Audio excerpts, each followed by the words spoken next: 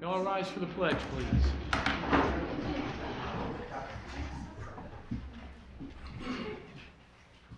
Alex, can you lead us in the pledge? Pledge allegiance to the flag of the United States of America and to the republic for which it stands, one nation, under God, indivisible, with liberty and justice for all. Moment of silence for the men and women in the armed forces, our first responders, our veterans, those fighting the good fight in Ukraine, and those suffering from the military conflict in the Middle East. Thank you. Stop. Yes, Mr. Mayor. Mr. Clem, Oh, we gotta do American. Oh, I'm sorry. Apologize. The American's Creed by William Carroll Page. I Believe in the United States of America as a government of the people, by the people, for the people, whose just powers are derived from the consent of the governed, a democracy and a republic, a sovereign nation of many sovereign states, a perfect union, one and inseparable, established upon those principles of freedom, equality, justice, and humanity, for which American patriots sacrificed their lives and fortunes. I therefore believe in my duty to my country to love it, support its Constitution, to obey its laws, to respect its flag, and defend it against all enemies. Thank you, everyone. Sal? Mr. Clem,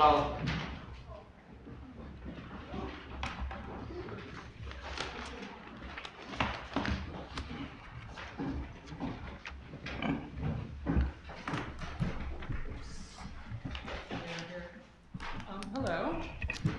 People in New Milford and Connecticut and all over the U.S. are facing a new reality filled with talks of tariffs and rising prices and cost cutting of social services, healthcare, housing, elder care, and more. Uncertainty hangs in the air with a heavy layer of smoke, much like Canadian wildfires. At home, we're seeing the reality even before the tariffs take hold. For example, let's take a look at a working family with children. Items as commonplace as car seats and strollers have gone up 25% in the past few months. Childcare has also gone up. It can be 10 to 12% of a married couple's median income and 35% of a single parent's median income in Connecticut. At the same time, the mill rate in New Milford has increased 4.1% for the 2025-2026 fiscal year, bringing it to 30.96 mills. The previous mill rate was 29.77 mills. It's outpacing inflation, and this is unsustainable. Inflation is currently 2.6%. Meanwhile, the town council is handing out tax abatements and tax breaks to select developers and changes in zoning designations to benefit these businesses for unneeded and unwanted projects. If this current Congress can rescind previously approved funding, then the town should be able to rescind previously approved tax abatements that were allocated without discussion or transparency. Repealing these abatements should lead to the property tax refunds for our struggling citizens. Thank you. Mr. Clark Lewis. Yeah.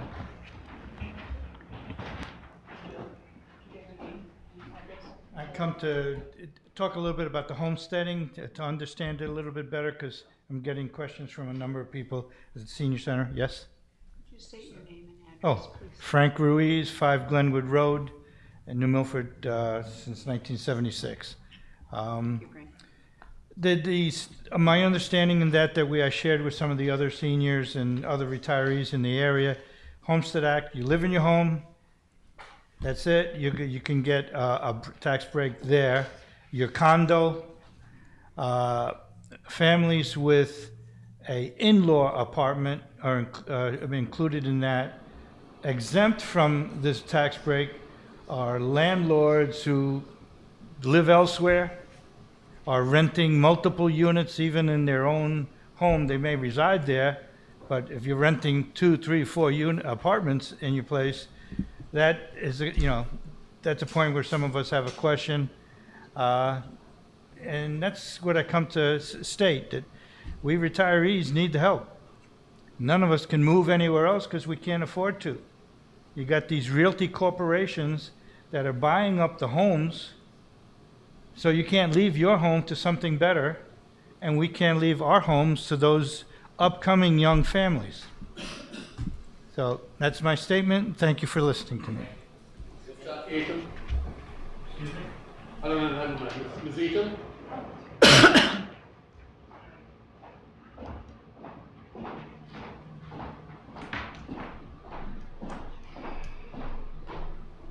Hi, everyone. Jackie Eaton, Redwood Lane, and I'm also the founder of ACT Local, Northwest Connecticut. So as the local election cycle ramps up, I'm here to convey to town leadership and those running for leadership that national issues are local issues. And ask what you're doing, what you're going to do about federal policies and federal budget cuts that will hurt our town and our neighbors. A recent example of how national affects local was our own finance department playing Doge and unapologetically taking a chainsaw to our education budget. And as many of us warned during the education budget debacle, the federal cuts to education are here now to hurt us. The School and State Finance Project estimates that the new Milford School District will lose about $199,000 in federal funding. More national issues that are actually local. The massive federal cuts to health care will leave residents uninsured and at risk of losing everything when a family member gets sick. The federal cuts to veterans services will leave our veterans in need of more local assistance. The huge federal cuts to HUD and Section 8 will equal more of our neighbors becoming homeless. The millions in FEMA reductions will distress local emergency response and public health budgets. The administration's 90% reduction of funds for the EPA's Clean Water and Drinking Water state revolving funds will impact local water quality in Connecticut and here locally. When masked unidentified agents disappear our neighbors, is that a national or a local issue? So the list goes on and on. So what I want to know, and I know what a lot of my group wants to know, is what are we going to do? What's the strategy? Where is the money coming from to offset all these cuts? Or are we going to allow our neighbors, our residents, our friends to starve, to lose life savings over an illness, or to lose their homes? Will we give our children a subpar education?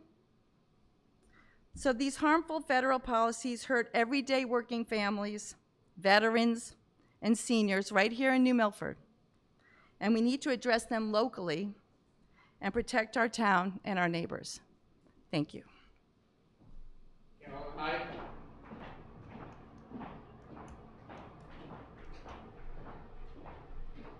Carolyn Hyde, 31 Brookview Lane. I came here to speak about something else, but I'm just going to piggyback on what Jackie said.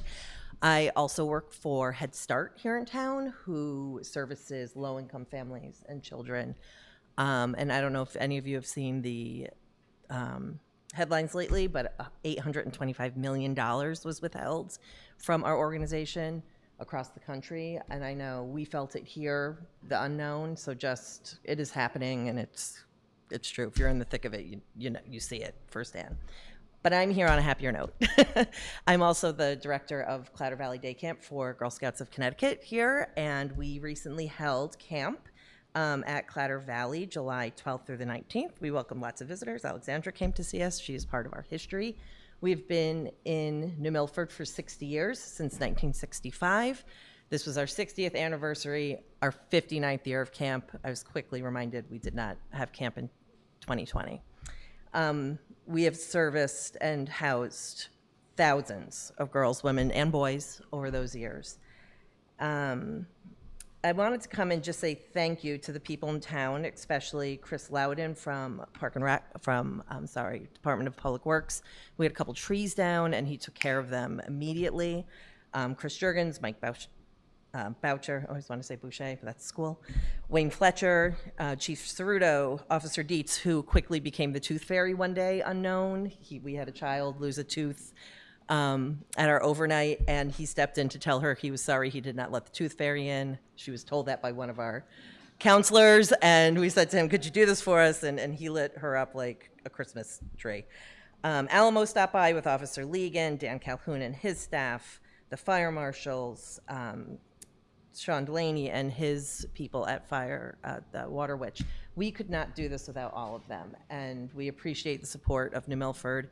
We are a pop-up camp, which means we set up camp on Saturday and we take it all down the following Saturday. And you would think with Girl Scouts, all these cute little faces that come to your doors, but most of our girls were ages 8th grade and up this year. Out of 110 kids that we had, 57 of them were middle school and high school. And that just says something about the need and the desire to be part of something bigger and a safe place for girls to come and know that they can be part of the conversation and grow. So thank you very much to the town and to everybody who was listed. I was going to send an email, but I thought it was important to come and speak. Thank you. Mr. Kapshev? Good evening. Tom Kapsiak, 94 Long Mountain Road. At the last council meeting, the mayor presented a proposal to establish a homestead exemption for the benefit of owners of owner-occupied single-family residence used as the owner's primary residence. I have two concerns about the proposal since it seems to make it very likely that the town will be sued by owners of property in the town who will not benefit from the exemption and who will be able to demonstrate that they bear a higher portion of the property tax burden than they would if all property owners were taxed similarly.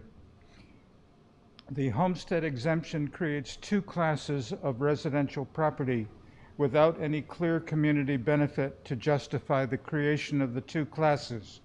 The proposed exemption is not based on any contingency like those that are associated with the other programs for tax relief that exist in the state, nor is it like the temporary abatements that are granted as an incentive for the development in the town that will increase the value of the grand list over time. That would appear to be discriminatory on its face, leaving the town exposed to lawsuits challenging the exemption under the equal protection provisions under which we are to function. Secondly, as I understand the process for establishing the tax liability of a property owner, the mill rate is multiplied by the appraised value of the property to determine the owner's tax obligation. The mill rate is established by dividing the annual municipal budget, which is the town plus the district, and then dividing that by the total appraised value of all property on the grand list. The homestead exemption, by reducing the total appraised value of all of the properties on the grand list, has the effect of raising the mill rate that is required to provide the income that the town needs to satisfy its budget. That in turn means that the owners of property not benefiting from the exemption will bear a higher burden than they would otherwise if all property on the grand list were appraised similarly. In the case of residential property that is leased to renters, renters will then bear an increased share of the tax burden than they would if all properties were appraised similarly, since the landlord will pass on the increased costs to the tenants. The attempt to benefit single-family homeowners therefore penalizes renters.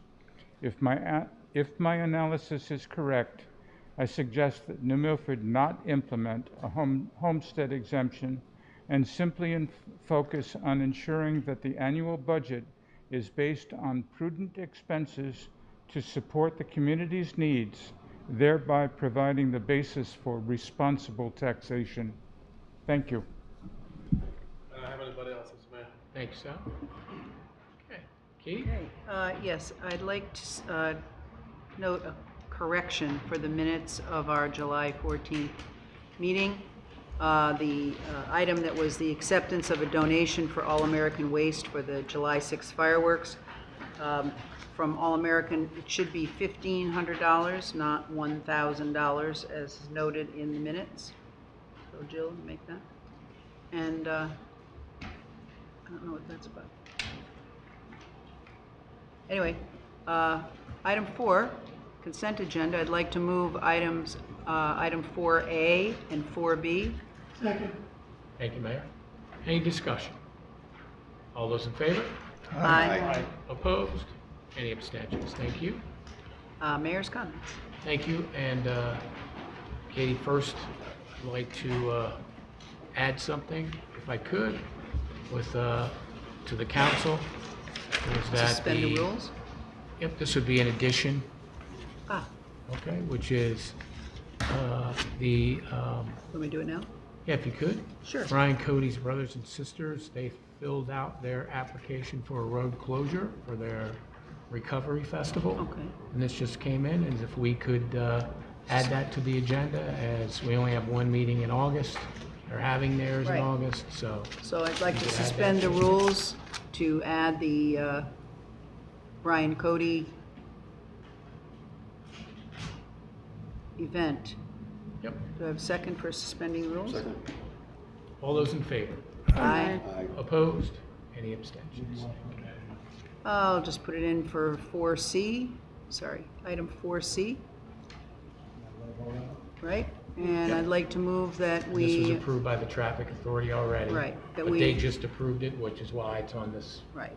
adding to this. So I'll move that we approve the road closure on August 30th, which was approved already by the Traffic Commission. And they'd like to close Youngsfield Road from 7:15 a.m. to 9:45 a.m. and Church Street from 8 a.m. to 8 p.m. And the Youngsfield is for the 5K, and then the one up here is for the festival itself. Ah, nice. Any other discussions on the motion? All those in favor? Aye. Opposed? Any abstentions? Thank you. Keep that. Thank you, Katie. Okay. Item Also- 5. You. Appreciate that, thank you.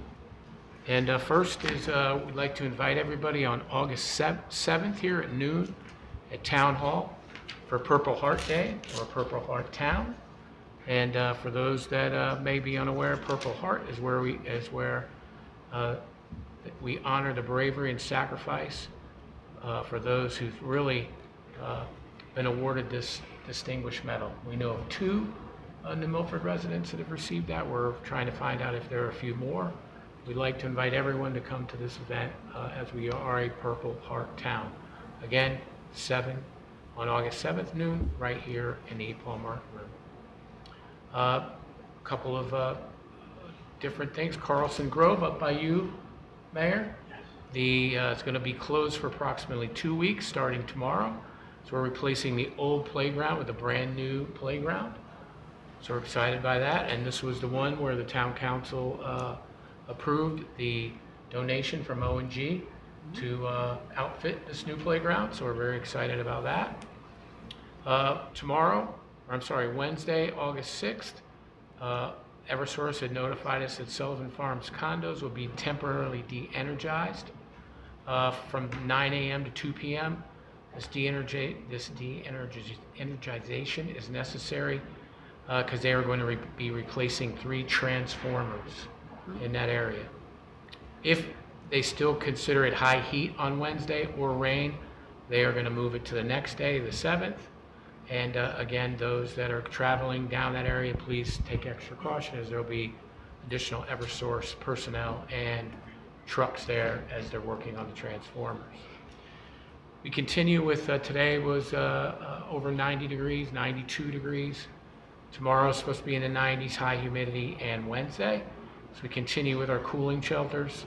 Again, for tomorrow, Town Hall will open at 7 a.m. to 10 a.m., the cooling shelter, then it'll move to the library.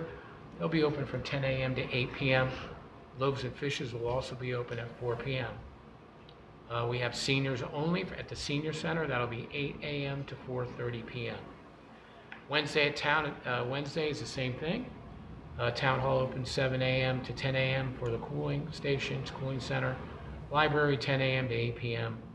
4 p.m. is Loaves and Fishes, and 8 a.m. to 4:30 p.m. is the senior center for seniors only for the cooling center. Want to give a big thank you to Park and Rec Director Dan Calhoun, Barbara Crandell, Lauren Ellard, the full Park and Rec team, our New Milford Police Department, our DPW, our CERT teams, and Mr. George Fletcher, who actually founded the Park and Rec 5K, and then we added on at some point an 8-mile race. Big thank you to them. Also, this is our second year that we did that, I believe, the Kids Fun Run. It was great to see all the youngsters there well, and a big thank you again to Lauren and to Barbara as they make that a real special race for all the little ones as well. Also, thank you to the Milford Youth Baseball and Softball as they had their 8U regional tournament. There was over 1,000 people that came, parents and athletes, to this regional tournament. And even though New Milford didn't win the tournament, it was still great to see a young team coming into the tournament and just hosted very well by our New Milford Youth Baseball and Softball. Big thank you to Joe Panazzo, Coach Merritt, and everyone else. A big congratulations and looking forward to the New Milford Bulls. Their football season started yesterday, so they're getting underway and practicing, and look forward to them having a very successful season. Also on, if you are available, August 3rd is Teen Band Night, which is going to be on the bandstand for those 18 into their 20s. A band, if you like a band by the name of Paramore, they have a Paramore-like band called Centimore with the Milford High School students in it. And then guitarist and performer Liam Cooley will be there as well. There'll be games and all sorts of fun stuff there. And we're gearing that towards our older teenagers and young adults. I want to thank Mark Haber and Chief Delaney. Yesterday, Lanesville, we did the groundbreaking for the Lanesville Fire Department expansion. So a big thank you to them. Also want to thank the New Milford Lions Club. They did their senior picnic last week. It was great to see all the seniors there at Harrybrook Park. And some of our infrastructure that we have going on, Van Car Bridge replacement update. The contractor installed bridge parapet, and they reinforced the concrete along both the north and south sides of the bridge. The November date for completion is still a target date for them, so that's great news. Sand bridge replacement project. The contractor was doing some coring to prepare for the pile driving and the drilling there. That one, due to the fact that we have Frontier and Charter were late in moving their poles, we may not be able to complete the project before winter, but the road and the bridge will be open during the winter, so that people will be able to use that road. Also, Skyview Drive, we're doing a mill and pave on that road. The contractor right now is doing drainage replacement work before we do the mill. Then we'll do the pave and do some curbing there as well. Palomino Drive and Mare Lane, the contractor continued with topsoil backfilling behind the curb, and they're installing asphalt driveway aprons. Some of the other infrastructure that we're continuing to work on is we're working on the pavement markings. I don't know if you've seen them down on where the bridge, or actually the train trestle is by Medenstill. And then on Grove Street, you're beginning to see some actual wording on the road pavement as well. For Grove Street, you're going to see slow down, which is going to be by Mine Hill and Grove, and and also by the trestle where Medenstill is. There's also there where it says Low Bridge. Right. So we're putting more of these on the roadway. They've done these in pretty successfully in different areas around the country. It's just another creation of awareness. See about trying to get people to slow down. So you'll be seeing more on those, and the Traffic Authority approved more markings for Pickett District. So we're looking at putting those on that area as well. We had roof moisture studies done on the Max, and that was completed. So we'll begin to do some roof work at the Max, which is going to be sealing it because it's a flat roof. So we'll be working on that. Sidewalk work continues with the contractor at Pettibone and also at the where the Ives Bank is. So they're continuing to work on that as well. Some of the other things too is New Milford Police Department statistics. Traffic, motor vehicle stops in the year 2024, by this time, it was 2,411. This year so far in 2025, we've had 3,169. That's an increase of 758 or 31%. Motor vehicle accidents in the year 2024 was 502. 81 of those were in parking lots. In 2025, we have 508, which is an increase of 4, but 98 of those are in parking lots. So if you take the differential from parking lots of 98 to 81, we're down 11 when it comes to actual roadway accidents. Unfortunately, DUIs, as we continue to make more stops, in the year 2024, there were 38. This year, there's 52, and that's up 14. We continue to try and create awarenesses. Please do not drink and drive. Not only is deadly to you, but it can be deadly to your passenger and to those driving in other vehicles. So it's very important. Staying on the motor vehicle accidents, we talk about it each time, just continuing to reemphasize the two most important data points that we have with accidents are the number one cause of accidents in New Milford is driving too close.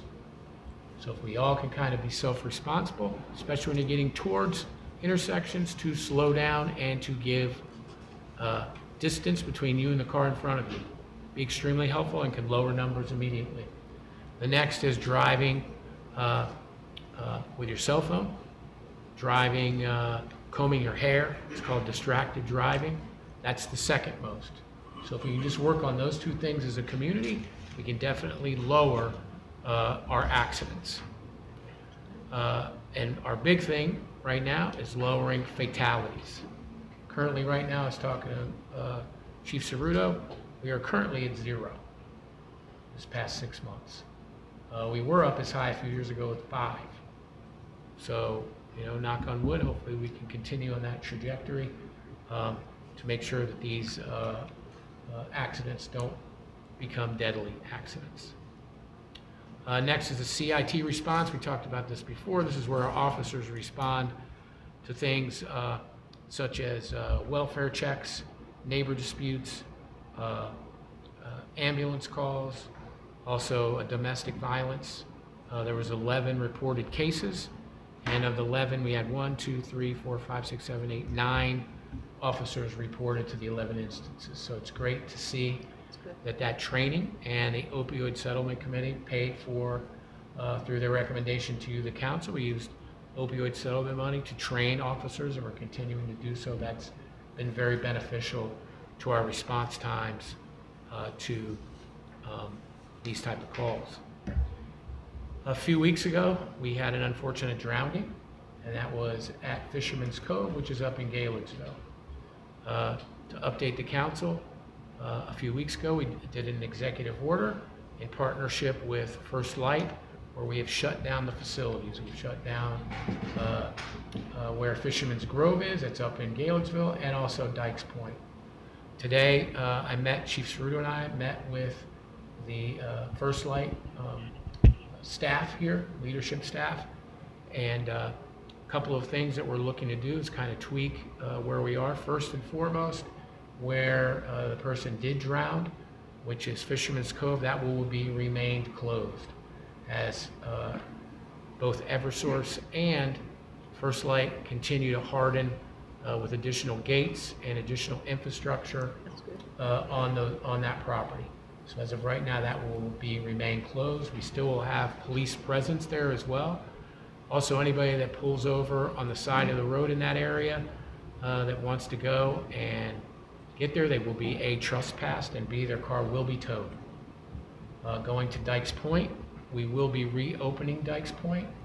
That will be reservation only, and that starts 12 noon until 8 p.m.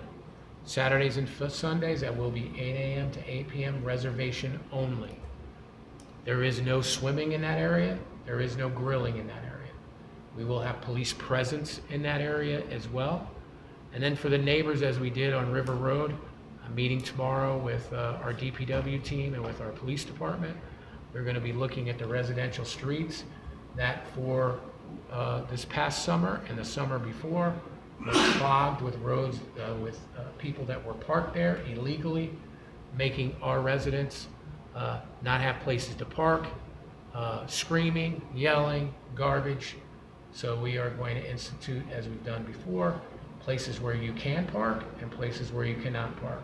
There'll be tow zones there, so that if you're not there in a legal manner, your car will be towed. I'll update the council more as we're going through with that.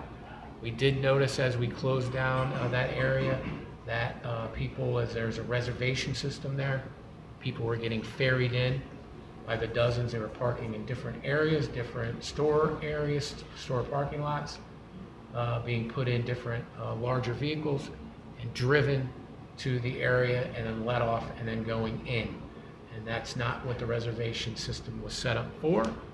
And as First Light again emphasized, and we can emphasize to the public, is that these particular places are very dangerous to swim. They do not want you to swim. We as a town do not want you to swim. They're there for recreation. Canoe, kayak, put life vests on, enjoy, bird watch, walk your animals in there. That's what they're meant for, recreational swimming, not a recreational watching of those things. They're doing those activities, not swimming, not grilling. So again, we are going to emphasize that to people that come in and use those facilities. Does anybody have any questions so far? And I'll update the council as Who's we, going to take the move forward reservations, with that. Mayor? Reservation system they have already. They do. First Okay. Light does. First Light does, okay, good. They have security guards that are already there. Okay. So we're hoping now with some of these measures, sometimes they get inundated in that area. So we're hoping that by helping, especially when it comes to making sure town streets aren't congested, that'll be helpful to them as well. And for those that may or may not know, but in the last 4 years, there's been over 40 people that have drowned in rivers in Connecticut. One unfortunate one was someone went over the Stevenson Dam last week. So it's very important that we all remain vigilant, and one life lost is one too many. So if we can continue to create that awareness at those river courses. I know, Mayor, you've traversed them, especially up there, those undercurrents. If you get caught underneath the undercurrents and you're not a very strong swimmer. Yeah, that's down south, but up north, I don't know. Above the bridge. Not our bridge, the other bridge. It's a wild and scenic river, Sure is. you know, but I'm always wondering if we have to have help there other than what New Milford itself does. Our commission does actually be able to fund the enforcement of those kind of areas if it ever comes up as a need. But I Be haven't fantastic. heard of anything about swimming at all there that being a problem, unless I'm hearing it now. Yeah, when we responded to the call, there was at least a couple hundred people in Fisherman's Cove, and they were looking to swim. Yes, sir. So, and that was speaking with the chief and the police that responded and our first responders.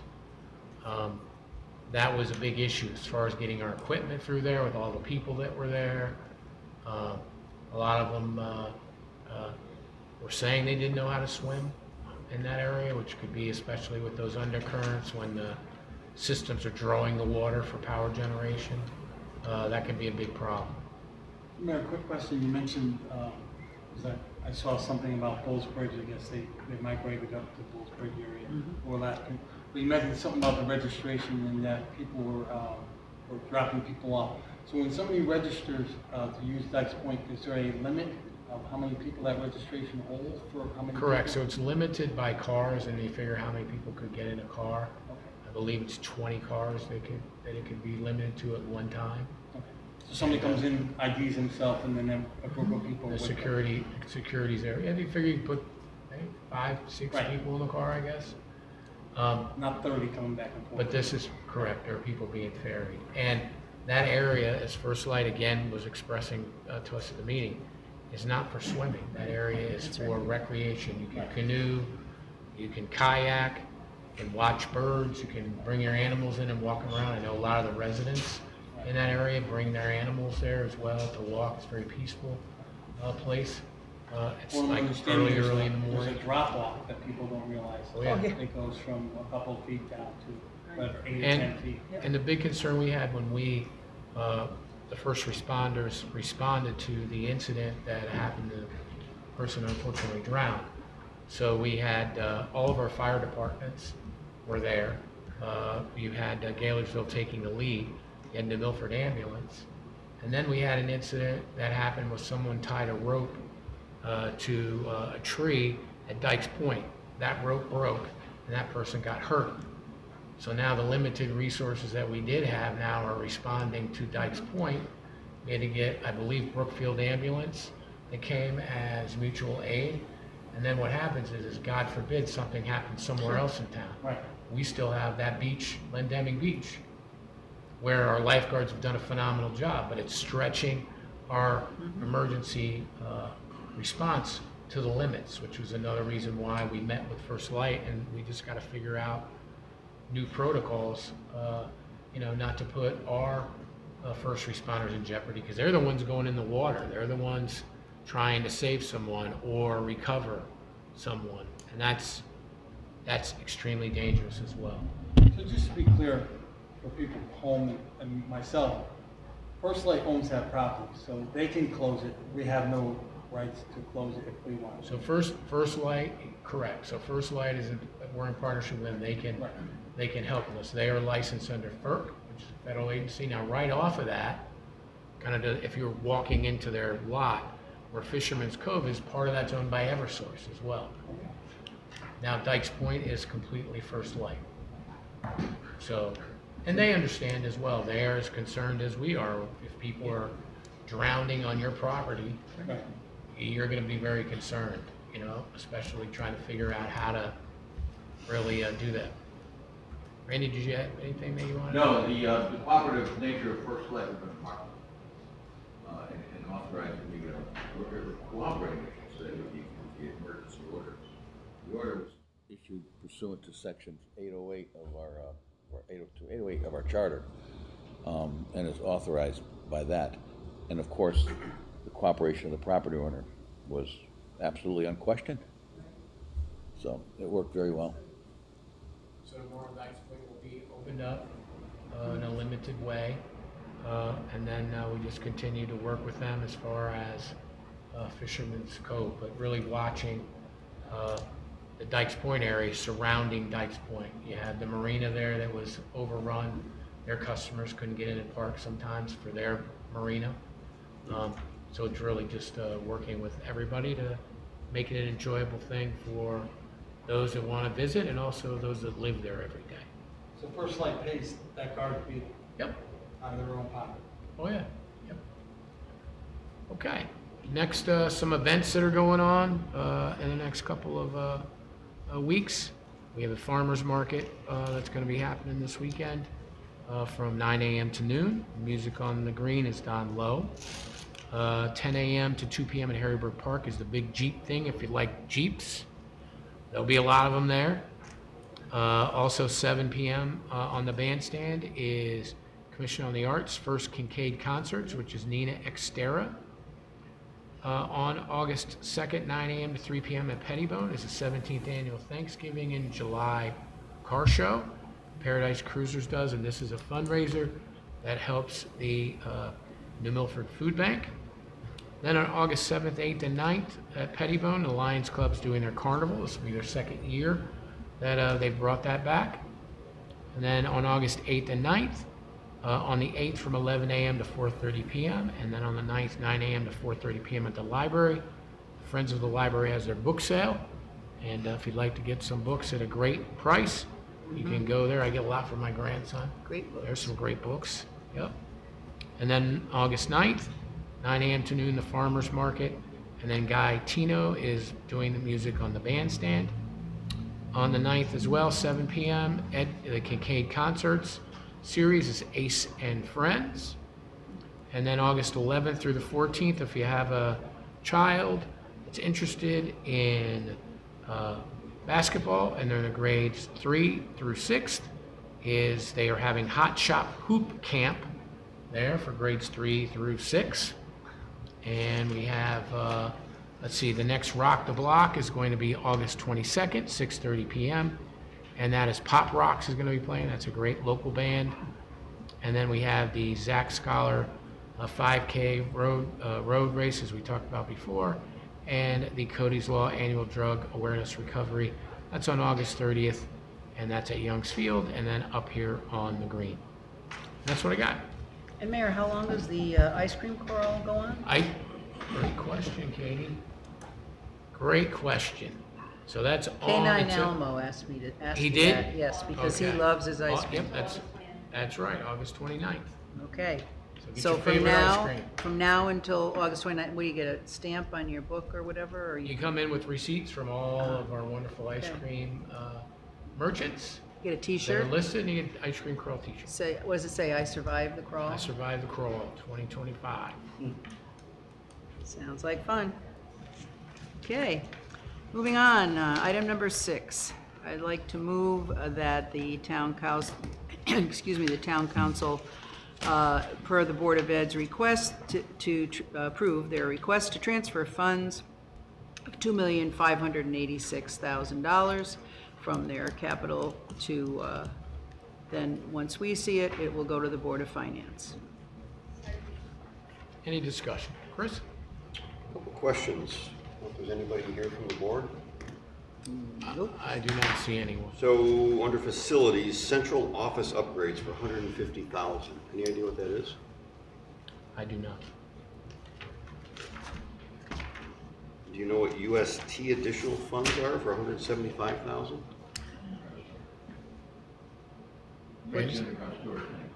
Yeah. Ah. Okay. So they need to remove a tank? Yeah, that's yeah. up at Scottico? Scottico. Okay. I would support everything. I'd like to know, except for the central office upgrades, I don't know, not knowing what that is. And if it's a construction project, has it gone through municipal building committee, those sort of things? Not yet. Yeah, it's not going to. Katie? Yeah, I was surprised there isn't someone here. I have a couple of questions, Chris, I thought what you had there, but the student furniture, I'm assuming they don't specify where, so I'm assuming it's spread over multiple schools? Yeah, it says It's not a district. lot, It but, says district, so that would be all the schools. okay. And then there's also the sprinkler system upgrade. So I'm just curious, it's still working, I would hope, right? It's part of a 5-year plan, and I just would like, there's no one here, because I'd like to know if it needs to be done immediately. And the cupola repairs, after all the time was spent after the fire at the high school and everything, it was determined that the cupola was part of the problem of the leaking, which continued on and on and on, because the seams were not caulked but 20-some years ago. So what was done, no one here can answer that question, but as someone who is on the municipal building committee, I thought that that was going to be tended to immediately once it was determined. You So too, right? They did patch that, yeah. Well, that's what got us into the trouble in the first place, was the patch. So I don't know, it's their money, so, and you answered about the UST funds. And then there's something on here about the Chromebooks, yes, at the top. Chromebooks in all the schools for K-2, 3-12. And I still have a question about whatever happened when all the Chromebooks didn't get returned that we gave out. And I hope that they will keep track of these Chromebooks, teachers or whoever, I'm sorry, superintendent out there if you're watching.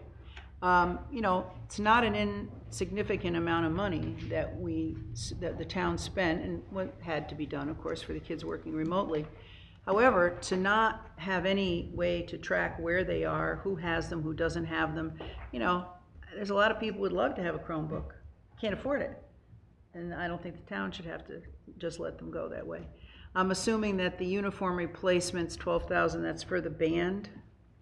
The uniform replacement, that when the town council, when we bought the uniforms for the band and for the It athletic is for the department, band, okay. they began to actually put money aside for To replacements. So keep this is going, their rolling? right. Okay.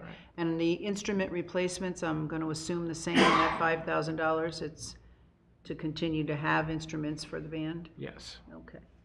Well, I'm glad you're here, Mayor, to tell me some of that. So anyway, that's all my questions. Okay, so Chris?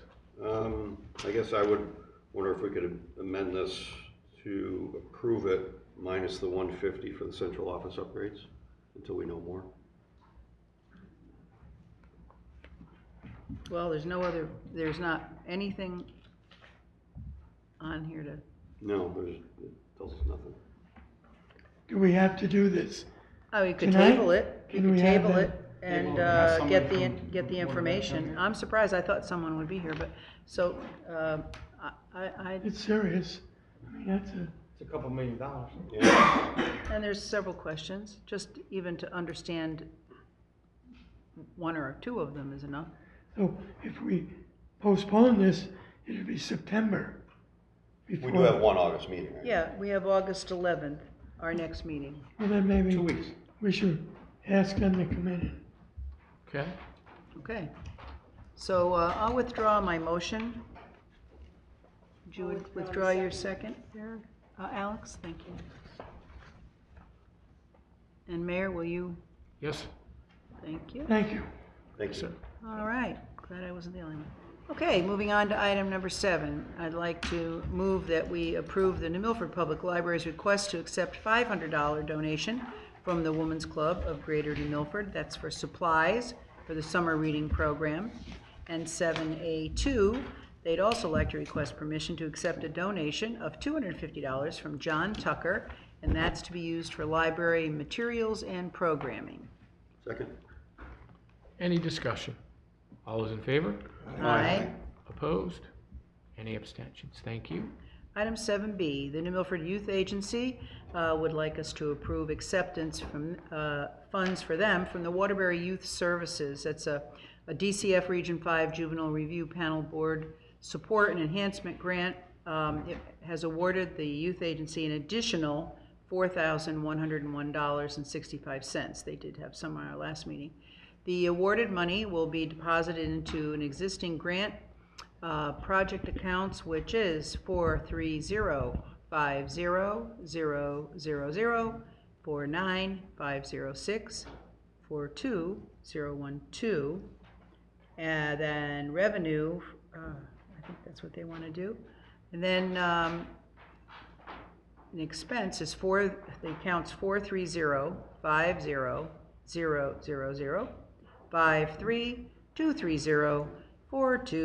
430-50-000-53230-42012, the expense account. Second. Thank you, Second Bob. from Mayor. Jeez. Any other discussion? All those in favor? Aye. Opposed? Any abstentions? Thank you. And item 7C, the New Milford 9/11 Committee requests permission to accept a $100 donation from the VFW Post 1672, which will be used toward the benches at the 9/11 Memorial. Second. In a second. Any discussion? All those in favor? Aye. Opposed? Any abstentions? Thank you.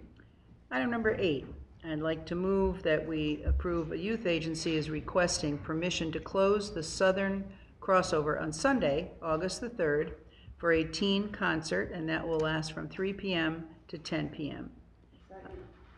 And a second. Any discussion? All those in favor? Aye. Opposed? Any abstentions? Thank you. Item number 9, I'd like to move that we approve the transfer of 26,000, excuse me, there's an error. Approve the, oh, that's the number? Yes. Okay. Approve the transfer of $26,000 from the Economic Development Personnel Account, and the personnel account is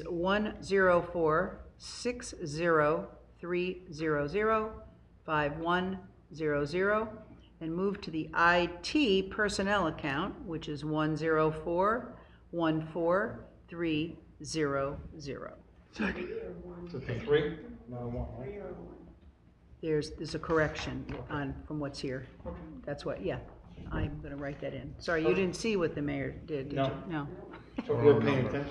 That was just the wrong number added in there. It's a test. So it's 10414,300. And Bob seconded it. And we have a second. Thank you. Dave? Thank you, Mayor. So as you guys are keenly aware from all the times I've come to speak to you, cybersecurity is at the forefront of our concerns out of sheer necessity. Couple of small statistics to grant you. Phishing attacks in the last 6 months are up by about 200%, and credentials phishing attacks, which is where it sends you a link like, hey, here's a Google Drive document. You click, you think you're logging into Google, but you're actually giving your credentials to a malicious actor. Those are up by 700% in the last 6 months. That's before we really consider how AI is going to start be playing a hand in this. Essentially, you can already pay as a service for people to do phishing for you. You can simply go on the dark web, throw money at the problem, and the world is your oyster. Now you can throw just very basic computer knowledge at the situation, and things get a lot worse. With that said, we have a 3-person team. One member of our team just stepped away to do his basic combat training for the National Guard.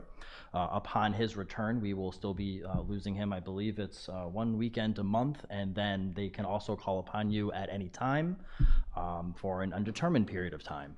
And frankly, 3 people with what we're facing is already, we're doing it, but it's tight. So we are asking to bring in some additional funds to bolster the staffing of our department, and I'm happy to answer any questions or concerns. This money, if approved by the council, transferring it from economic development, where funds were there for a community information administrator, that we would pivot actually for this position, which is on a spectrum of higher priority. This is way higher than that position. Right. So we're not going after contingency, not asking any other additional money out of the budget. It's just moving it from that to over here to help with what Dave was talking about with IT. Sorry, Kate? No, it's fine. So part-time, I'm assuming, based upon the funding I see here, but you might know more. This will supplement funds that we already had intended as funds for an intern. And with those funds combined, that should be ample enough to actually bring the individual to full-time. So it would bolster our department to 4 full-time employees. So you're not hiring an intern, you're hiring... We'd actually be transitioning the intern into that role. I see. The intern that's here? The intern who is here, okay. Up until this conversation, we were hoping he was just gonna stick around long enough to cover for Shane in the short term. But we're just simply seeing a lot of municipalities around us. We just had one last week. We had another one a couple weeks ago where their email addresses are getting compromised. Not only is that town suffering just as much as we could, but they're also using those email addresses to then attack us. So someone who you know and trust is emailing you saying, hey, do this thing, which is that much more dangerous. I see. Okay, thanks. Chris? So, as everybody who knows me around here knows, I hate adding headcount. Sorry? I hate adding headcount. But you've been with us long enough. I know you really watched your budget. And I can barely spell IT, so I have to really trust what you're saying. And as you write in your justification here, you're on duty 24/7, 365. Doing that with 3 people is really tough, I can imagine. So. And a 2-month-old home, no less. Yeah, no, it's. Well, you're not getting any sleep, so. Yeah, and unfortunately, the holidays and other times where we try to rest our eyes and sleep, they know us. Right. They, for example, our finance department, the individual who does our payroll, they get emails all the time. Hi, I'm Jack Healy. My bank account information just changed. Before the next pay cycle, can you get that updated? So not only do they know us to that effect, but they also know our holiday schedule. They know that we're Eastern Standard Time. So they're not waiting for our 8 to 4:30 to be attacking us. It's 24/7, 365, and it is what it is. Yeah, and I And you've done a wonderful job protecting us since you've been on board, so I would certainly support the hire. I appreciate that. Any other discussion? All those in favor? Aye. Opposed? Any abstentions? Thank you, everyone. Thank you, Dave. Thanks, Dave. Thank you. Finance update from our finance director. And speaking of finance directors, we have a guest.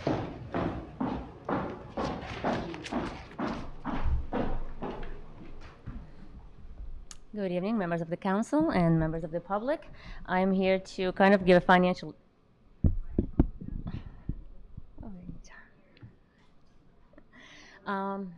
to go over our financial position at this time. This is one of the very short meetings because we are finding ourselves in the month of July, which is a transitional month, I guess. Too early to report on the results of fiscal year 25. We are still closing that fiscal year full mode. We still have about another month and a half to go while the transactions are still coming through and the expenses and revenues being posted. So it's a little premature to talk about those results. And it's a little too soon to look at our fiscal year 26 operations since we are still in our first months. So somewhat short. However, on a positive note, interest rates are where we want them to be, which is still above 4%. So this is a good start for the fiscal year. No disappointing news from the state or any other concerning events that may affect us at this time. So we're just, easing into the fiscal year. Another event happened in July. We did go for our bonds and band sale, which was very successful. We did receive a very favorable interest rates for the current market. We did outperformed another AAA rated community. And we did bring in over $300,000 of premium. So that goes directly into our general fund, and that's unanticipated revenue for the budget. So we're still off to a good start. But that's about it for the month of July. And if you have any questions. Any questions for Olga? Okay. Thank you. Thank you, Olga. Good job. Okay, item 11, Mayor. First item we have is our South Kent Road. I guess I would like to move that we move on setting a hearing date for this, or we should have discussion, I guess, beyond what we did last time for the Yes. Kent And Road. for those that, in your packets, Randy, as we requested, did a draft for the bus prohibition. Randy, can you talk a little bit about the draft? Certainly. The zoning, I didn't follow the zoning ordinance. I use it as a guideline. Oh, okay.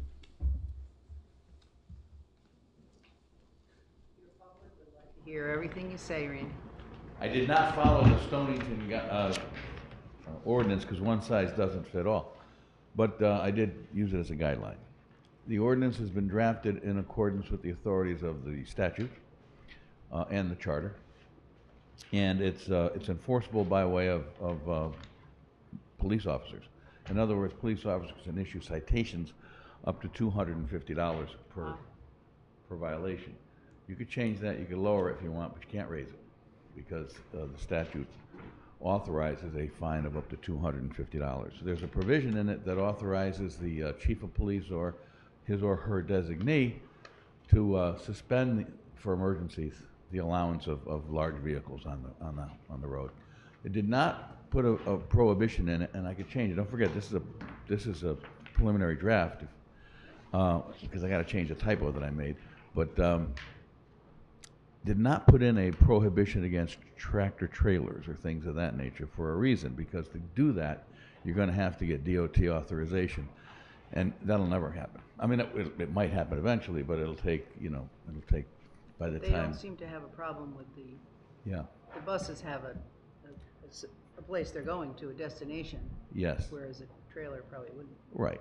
And the problem with the buses, this is clearly authorized because the observation that's been made, including in Kent, because I met with the first selectman in Kent, as the mayor asked me to do, it's been observed that the buses on a curve cross the center line. and they can't help but cross the center line. It's not because they're reckless, it's because of the configuration of the bus and the geometry of the road. So I've done the research, and this ordinance, is my opinion, is authorized, it's constitutional, and it'll pass muster. The town of Kent's going to cooperate as well. I got a call today, after meeting with the first selectman last week, to commence drafting a complementary ordinance. As you can see in the prefatory language of this ordinance, for a reason, it says that it's in cooperation with the town of Kent. Right, and they would do likewise. Yeah, yeah, I'm going to draft it, so it'll be in cooperation with the town of New Milford, and that's helpful in the event somebody challenges it. Chris? So Randy, looks pretty clear to me, 18-86A, definition of the bus or motor bus, I guess you call it. D, school buses are exempt. C, and here's where my question is, student transportation. I don't know what's in that section, but if you have, say, student athletics who are in a motor bus, can they go down that road? Yes, they can. However, I did some research on it, and South Kent School uses what are known as jitney-sized buses. You ever heard of the term jitney? Yes. Well, it's kind of neat. I learned about that. Which are half-size buses, and they're usually either red or blue. Yes. They're not traditional school buses. That's why I differentiated with those, because they're not traditional school buses. School buses have to be painted, as you know, national school bus yellow, to depict the fact that they're school buses. So I drafted that language out of the statute. In other words, that language concerning school activity bus is out of section 12, I believe, 14-46. And the jitney bus I could see would be safe because they're shorter. Right. But I don't think, why would we exempt if they're in a longer motor coach bus, which by, we're saying it cannot stay in its own lane. Right. I don't care, especially if they're students on it, I don't think we want them down there either. They would have to go up Route 7 and go to Spooner Hill Road or Bulls Bridge Road. Okay, right. To get to those schools. So even if there's students on there, we wouldn't allow them in a motor No, bus? they're not. A bus itself, a motor coach bus, remember, over 30 feet. Yes, right. Is not exempt. Yeah, these are. And I don't care if it's school transportation or not. And it's not going to happen in Kent either. Right. But a jitney-sized bus, which you'll see often, Yep. and they'll say Rumsey School, Yep. Canterbury School, those are exempt. Okay. Good. Looks good. Looks good to me. Does anybody have any other questions or comments on the ordinance? No? Now, pardon the typo, I typed it myself, so pardon the typo. What are you going to do? And Times are tough, huh? no, just I You want do to more than two get it fingers? done. Can you do more than two fingers? 4. And I'm going to add some language to the enforcement provision stating that it's going to be a sworn police officer who issues a citation. The prosecutor's going to want to make sure that that's stated. Because the statute says that it has to be issued by a designated town employee, and that's a sworn police officer, just for your edification. Yeah. Okay? So it's ready for a public hearing. That's an insignificant change. So Katie, could we set up a first, approve the ordinance as written and orally given to the town council tonight with some adjustments? Right, I'd like to move that we accept the proposal in the draft, which Attorney DeBella will flesh out for us as it's written and per the oral discussion we had, to move forward to a public hearing on this. Second. Any questions? All those in favor? Aye. Any abstentions? Thank you, everyone. And I'd like to move we set the date for the public hearing concerning the South Kent Road bus prohibition to be Monday, August 11th at 6:15 p.m. Second. And a second, any discussion? All those in favor? Aye. Opposed? Any abstentions? Thank you. Great. Item 11C, I'd like to move that we have a discussion and possible action about the New Milford Homestead exemption ordinance, and I believe we have Brian Laster here. Second. Thank you, Chris. And Brian's here to talk a little bit more about the Homestead Act. Thank you. I'm having some technical difficulties with overhead, so. Thank goodness you. The IT guy. Thank you. In case it does. The IT guy. Thank you, Brian. Thank you. Thank goodness for printing.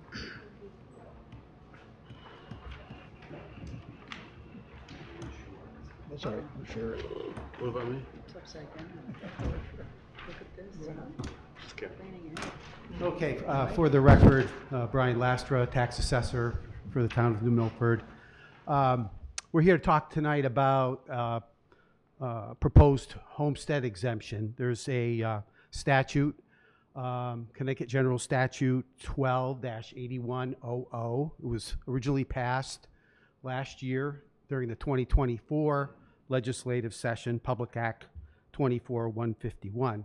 And interestingly enough, the title does not have the word homestead in it, but the title of the law is Municipal Option to Provide Exemption for Percentage of Assessed Value of Owner-Occupied Dwellings. So this, in a sense, is a homestead style exemption. So that's what we're referring to it, or I'm referring to it as tonight.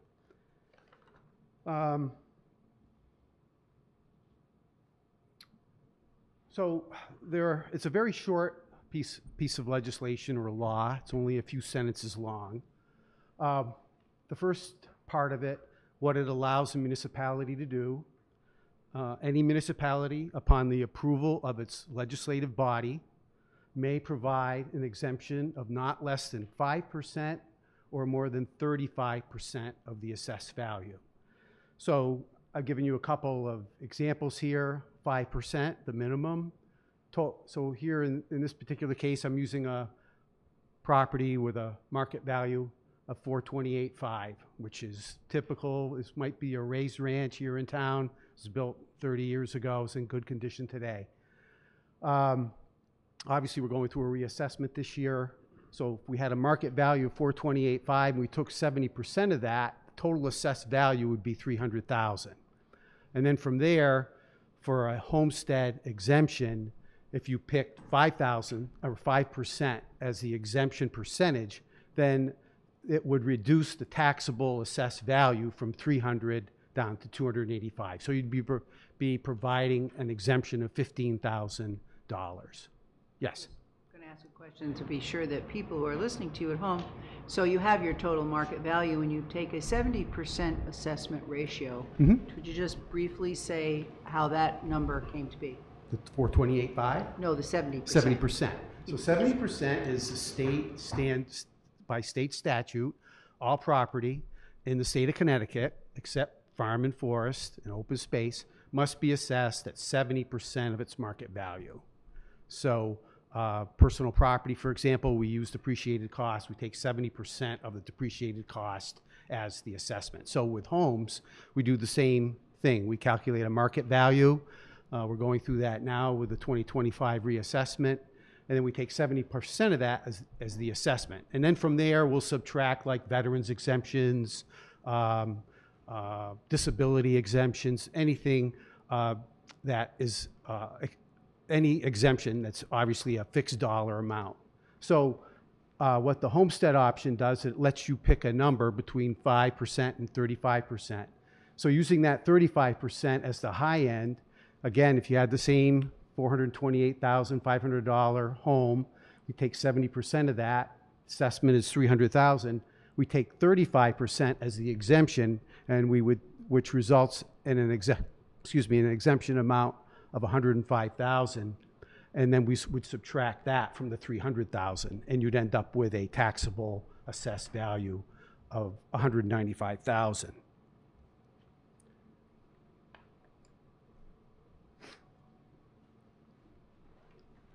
So there are a couple other parts of the statute.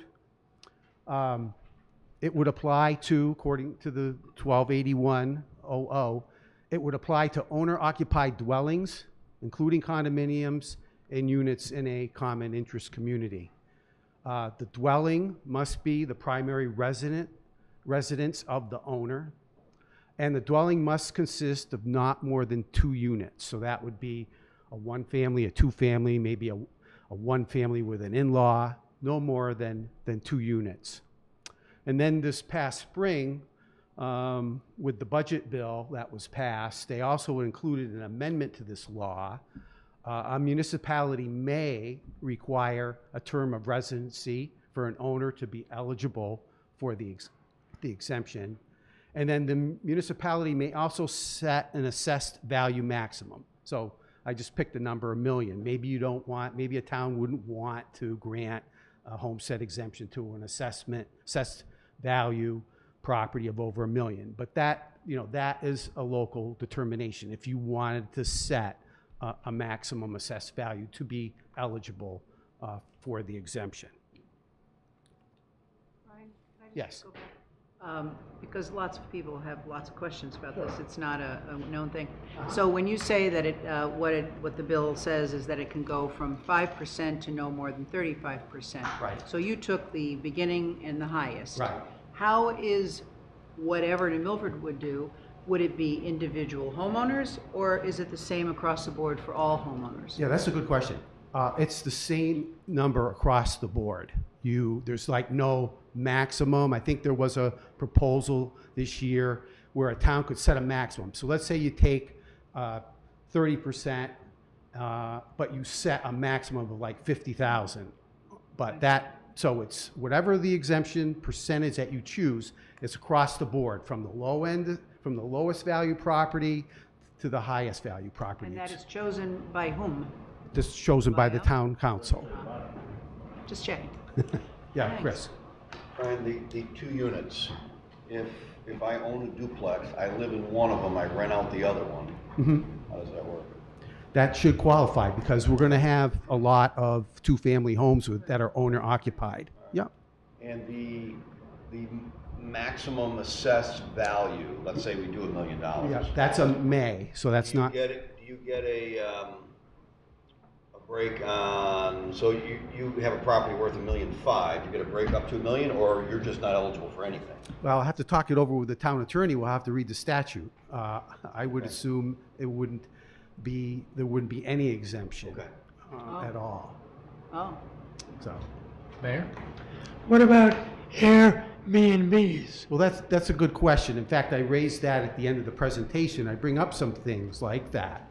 Should someone that rents their house, is that really their domicile now? Is that their main residence where, we do have homes in town where, and I've seen them. Short-term rentals, you mean? Right, I'm out there and they're Airbnb rentals and you wonder, is the person, if that's available for rent, is that really that person's domicile? Is that their permanent residence? Unless it's available for rent 2 weeks a year when they're away. Right, right. But if it's on their other time, I don't think it's possible it could be their primary residence. Yeah, so that'd be something I'll talk to the town attorney about. In the tax return, that there's also qualifiers, right? Yeah. So when Brian looks at them, if you have filed federal tax returns, you have to check the box. What's your primary residence, or is this an investment property? And when you sign your form there, and you get caught lying on your federal tax returns, that's not a good thing. No. So those will be things that we have to drill down into. Yeah, but the Airbnb is in a person's domicile. Right, so it wouldn't be eligible. I mean, I can't believe it would be. It could be Airbnb.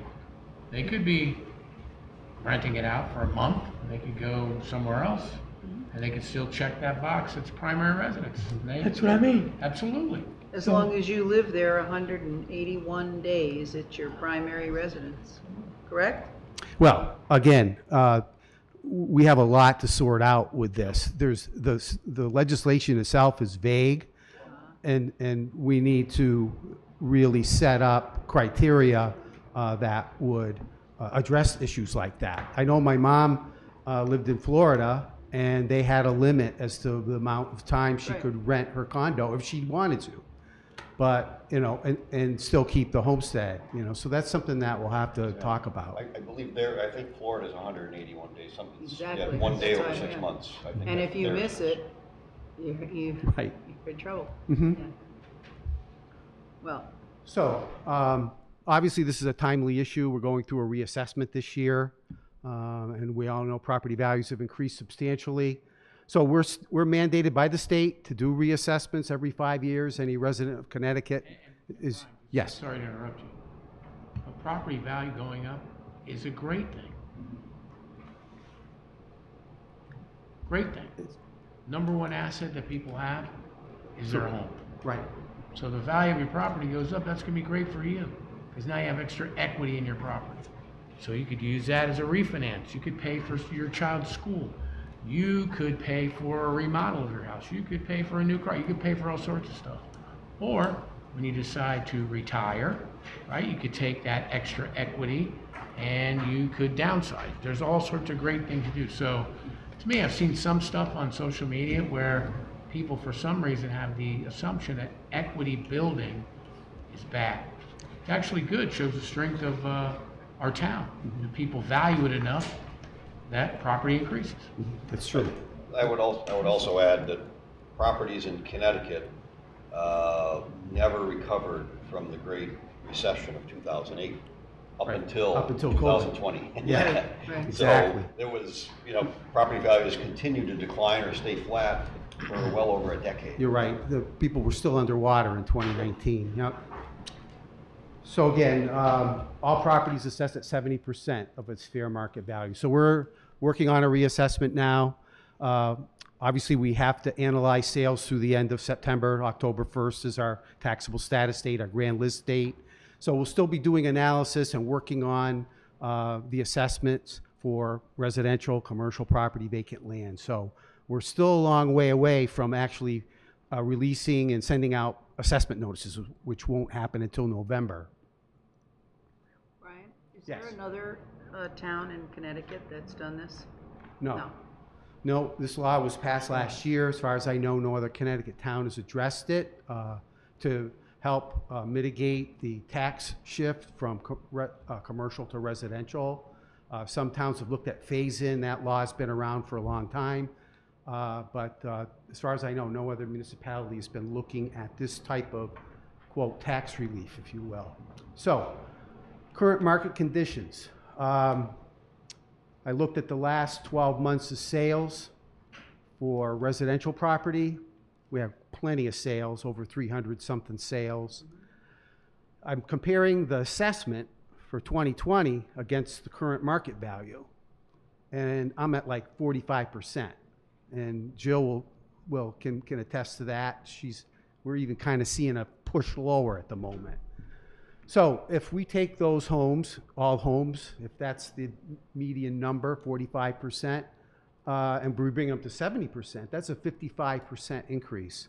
Also seeing it with apartments, with home values up, rents are up. Commercial industrial, we don't have a lot of sales. We only had maybe, I think, 9 or 10 to look at, but you can see that their current percentage of assessment, compared to the selling price, is much higher at 61%. So again, if we bring all these properties to 70%, the homeowners, the apartments are going to take it on the chin. Commercial, industrial, utility property are going to go up, but probably not, obviously not 55%. So when this type of thing occurs, this is what we call an interclass tax shift. So it's a shift in the distribution of the property tax burden among different property classes, residential versus commercial industrial versus vacant land versus apartments. So when one class increases in value faster than others, it absorbs a greater share of the tax burden. So I'm going to take you on a trip down memory lane because there are some interesting parallels between today's market and what occurred back in 2000, 2001. So in 2000, we had a net taxable value of residential property at $958,552,610. That represented about 76.85% of the real estate grand list. Then we went through the reassessment. The residential as a class went to $1,450,912,339. That was a 51.3% increase in value on the grand list. And as you can see, the commercial industrial was at $206 million. Prior to the reval, it represented 16.56% of the real estate grand list. Residential was 76.85%. Then we have vacant land, farm, forests, and apartments. And then, of course, you look across at 2001, residential now went up to 81% of the grand list, and commercial industrial actually dropped to 13.77%. So you have here is a classic case of an interclass tax shift. On this next slide, we can actually look at the burden shift. Again, we're looking at the 2000 grand list net taxable value. In 2000, the mill rate was $30.51. The residential as a class paid $29,245,000 in tax. After the grand list was finalized, the mill rate went down to $23.53. But you can see that the residential as a class went from the 29 million up over 34 million. So their percent change in tax burden increased by 16.74%. And then you can see what happened to the other classes. Commercial industrial went down by 7.98%. Vacant land, their percentage change in the tax burden went down by 14.72%, and so on. And then I even threw in motor vehicle and business personal property at the bottom, because they are part of the grand list. Again, motor vehicle, even though their assessment went up over 10 million, their actual tax burden went down by 18.24%. And same with business personal property, down 23.54. So again, this shows you the shift in taxes. Taxes are running to the residential class and running away from all other classes of property.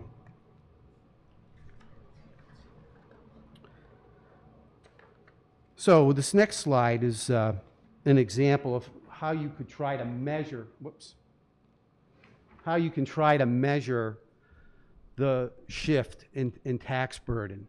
So here what I did was I took the median assessed value of a single family home in 2000, which happened to be $100,240. With a mill rate of 30.51, their tax bill was $3,058. After the reassessment, the median assessed value of a single family home went to $152.460. The mill rate at 23.53 generated a tax bill of 35.87. So you can see that the increase in tax was on a median home, which is it's the one in the middle. There's 50% of the properties are below it and 50% are above it. The median home tax increase was $529 or 17.29%.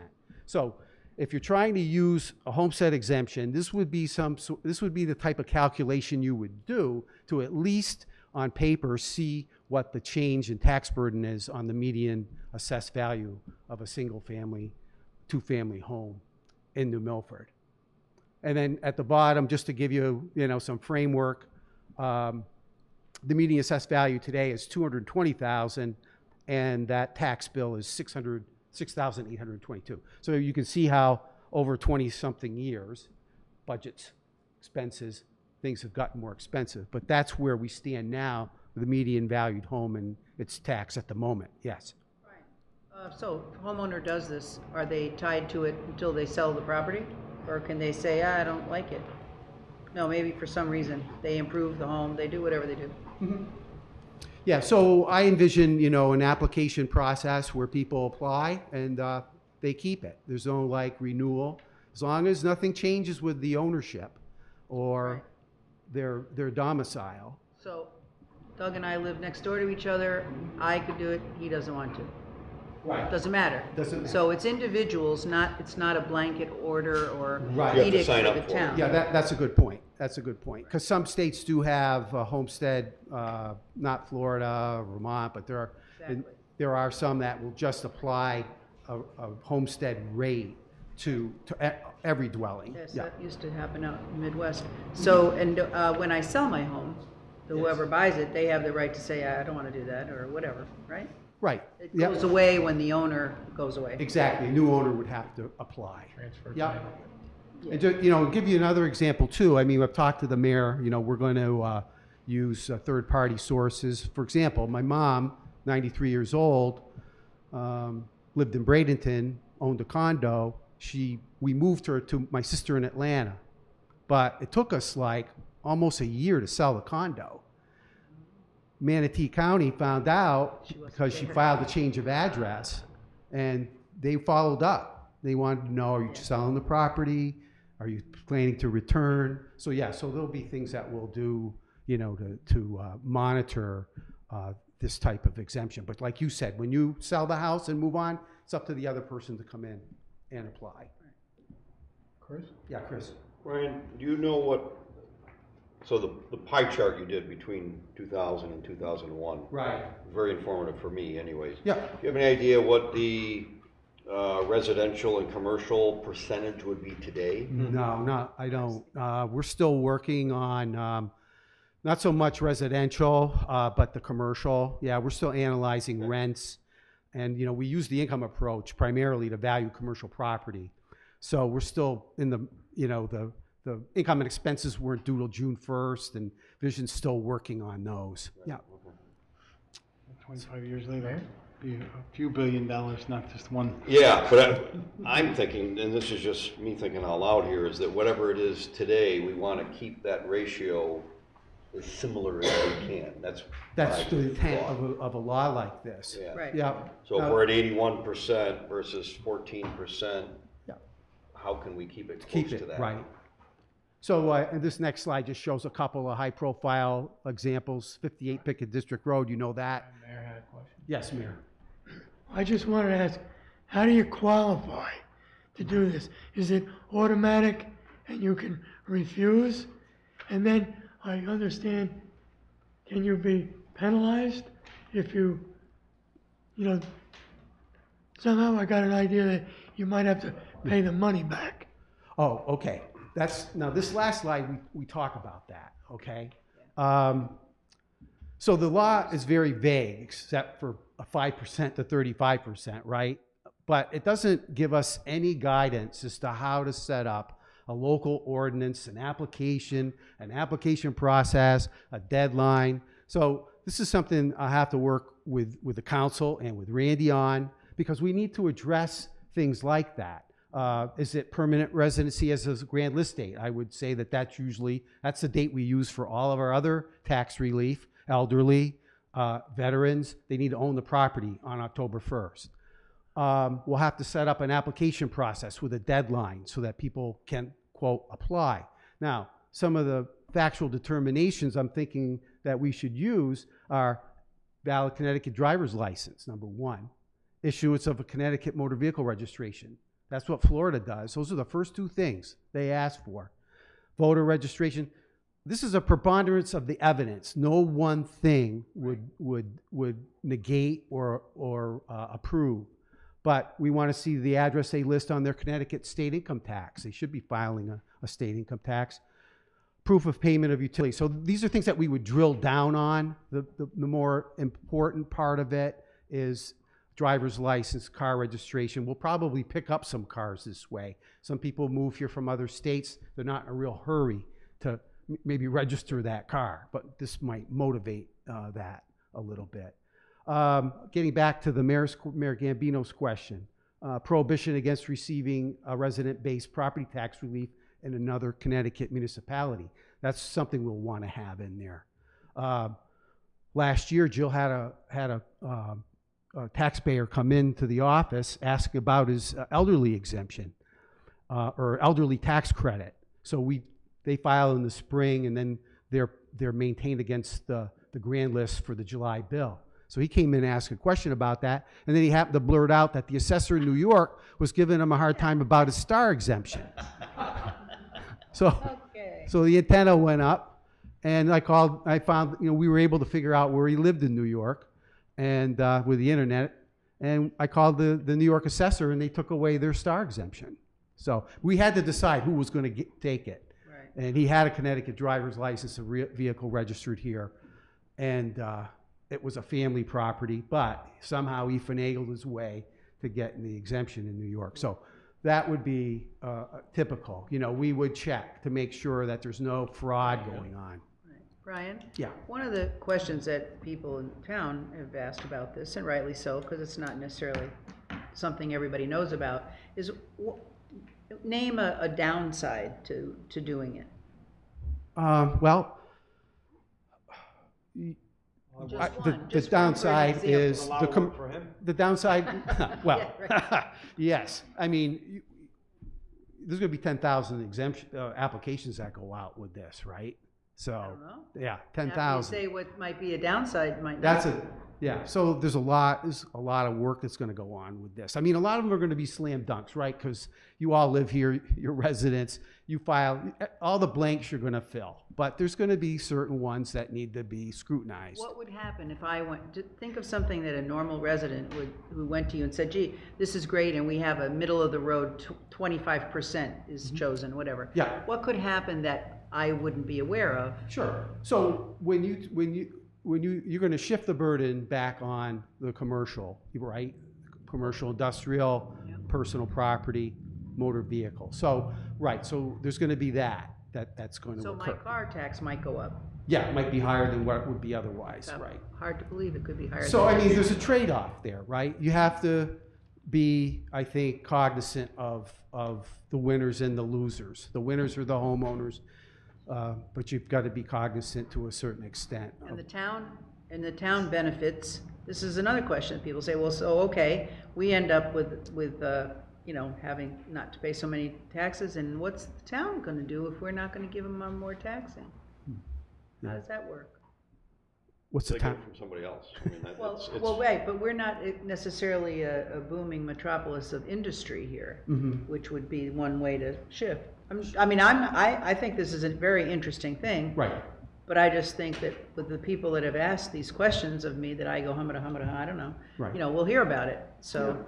I mean, those are things. I mean, there'll be blowback, from commercial Because property. we still need, as a town, to collect tax income. Right. Yeah. So. Yeah, Chris. Timeline. Yeah. Reevaluation numbers come in. Right. When do they get implemented into the grand list? Yeah. And That would be the 25 list, and then that would be for the July 26th bill. Right. Right. okay. Yeah. So what date do what's our drop dead date? Do we have to have a decision whether we're going to do it, what we're going to do, and implement? How do you see would that? want, so I'm either going to sign the grand list at the end of January or the end of February, right? Yep. So usually I obviously try for January, but February might be the way it works this year with all the moving parts we're going to have. So you would need to do it before I sign the list to come, because then from there we can, using computers, it can calculate the Ideally by mid-January? Yeah, that would be. By then you'll have all the numbers. You'll see what happened to the grand list basically. Vision will be done there in formals. We won't have formal appeals starting, but you're going to have a grand list I'm going to sign, and then that's what you work with. Yep. Thank you. Yep. Brian, this wouldn't be any normal that somebody would come in, like they come in now and say, hey, by the way, I don't think my thing is worth this much. They would have the same argument that they would have with this. Oh yeah, they're not losing that right. With this, if they have the exemption, that wouldn't stop them. We want to make sure the market value estimate and the assessment's correct. So they still have those appeals. And as another thing I was thinking about today with Randy, if I denied someone an exemption, they need to have an appeal. I mean, anything I deny now, if I did not deny a 501c3 an exemption, or I deny someone a veteran's exemption because they didn't serve during a time of war, they have the right to appeal it. So it would be no different than if we implemented the same appeal process. Yeah, they could, right, yep. This question's for Randy, because someone had mentioned that lawsuits would start and everybody would. That was a good a heads up by Tom Kapsiak. Right. I'm aware of a few states that have this. I should stand up. I'm aware of a few states that have this exemption. What Tom raised is an issue of fundamental fairness and equal protection. What could happen, just so you know, and I haven't researched it, have not researched it at all, is that a homeowner, not a resident, or not a primary resident, can state that I'm being discriminated against, and it violates a number of things, including the Commerce Clause, including equal protection and things of that nature, and file a lawsuit. I don't know if that's happened, but the statute is literally, out of 538 pages, that's there, four lines. 4 lines, right. 4 lines. So it doesn't give us any guidance. I need to research the issue of equal protection and selective granting, selective enforcement, if you will, to give you a read on that. This will, on a denial, I guarantee you, is going to generate tax appeals. And you know tax appeals are expensive, as you know, because we now have to have an appraiser for every tax appeal. In the past, years ago, the burden was on the appellant. But now we have to hire as you know, we have to hire an appraiser for every tax appeal we have. We have 32 of them in one of these towns, and that's a lot of expense. I don't know what the answer is, but I do know what the issues are, and that is an issue. The fact that this could generate litigation regarding the equal application of the benefit. But We're not arguing the appraisal, we're arguing. But if they do appeal it, everybody has to get an appraisal. In other words, it opens up a floodgate of a protocol and procedure. But in terms of equal protection, I mean, there are states that have done this for years. I would think that stuff has all been taken care of. Maybe it has. I have to research it. I have to find case law. Most states, don't forget, and most exemptions relate to a protected class. Right. A veteran, a disabled person, a minority. So when you get these exemptions, or elderly is a big one. Yep. That's a protected, constitutionally protected class, and to discriminate against them is a suspect class. It's not a suspect classification. It's a fundamental right that they have because they're a protected class. We're not talking about the normal Joe Facciarul who goes to work and makes his 80 grand a year. We're not talking about a protected class. Right. So the question is whether or not you can apply this in that fashion, or it's going to be considered discriminatory. I don't know the answer to it. I think what's great, Randy, is you have case law, Alabama, Yeah, Florida, right. and South Carolina. There's a lot of states. There's A lot gotta of be these stuff to states look at, already yeah. do that, Yeah. so let's just see Gotta what take a they look have at to say. that. So, But that's something you should be aware of. Yep. right. And Brian, Yeah. just a question. So let's just say I did this, Right. whatever.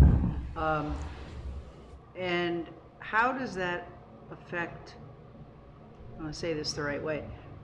So I would pay some less tax. Right, would be an exemption. Right, but when the tax time comes and we get our evaluations, am I not going to be evaluated the same as my next door neighbor who didn't select this process? Yeah, you will. You'll still be your assessment will still be based on market value. Okay. If you apply for the homestead and you're granted it, then your taxable value will drop, depending upon what percentage the town uses. But that's what I'm asking. So the Yeah. percentage I start with, Yeah. as the economy and things change, Right. that's going to could go up, could go down. Yeah, so, I envision the town council picking a percent, 27.5, 20, whatever the number is going to be, right? And then that's the number we work with for calculating the exemption. Yep. Brian, just so everybody watching here, Uh-huh. not everybody's house is the same. No. So your next door neighbor's value of their home Right. could be much different Oh, true. than the value of the home of your home. Right. The number of bedrooms that's in your house, number of bathrooms, your square footage, Sure. how your house works, Yep. but you're basing it on the percentage of what you're going to tax the value. Right. So each person will have a different tax. They will. They'll each have so if their assessment is different, their exemption will be different, right? So if you're 200,000 and we're using 20, you're going to get a $40,000 exemption. Your next door neighbor is at 190,000 for a taxable assessment. They're going to get 20% off, 38,000. Does each person who opts into this have a revaluation, an on-site revaluation of their home? No, there wouldn't be any kind Whatever of, it is at the time is what it is. yeah, And when it comes up again in another 10, it's what right, you 5 years, Five. yeah. Every 5, yeah. I was hoping you were going to say 10. And I would assume if we do enact this, we probably look at this every 5 years. Oh, yeah. Every time there's a reevaluation, is that Would make sense. 20%? Is it still Right. is it still working But for people? Katie, you had mentioned, and I think I know what you meant, but you had mentioned, you said, oh, I may pay less taxes. let's face it, nobody's gonna pay less taxes. Well. You may pay less taxes than somebody that doesn't opt for this, yes.